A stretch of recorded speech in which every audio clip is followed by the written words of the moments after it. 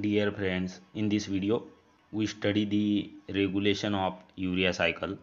The first reaction catalyzed by carbamyl phosphate synthase 1 is the rate limiting reaction or committed step in urea synthesis. This enzyme is allosterically activated by N-acetyl glutamate, that is NAG.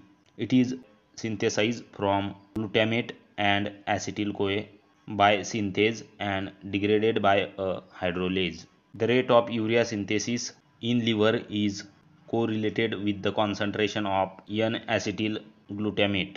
The consumption of protein-rich meal increases the level of NAG in liver, leading to enhanced urea synthesis. CPS1 and glutamate dehydrogenase coordinate with each other in the formation of ammonia and its utilization for the synthesis of carbamyl phosphate. The remaining four enzymes of urea cycle are mostly controlled by the concentration of their respective substrates.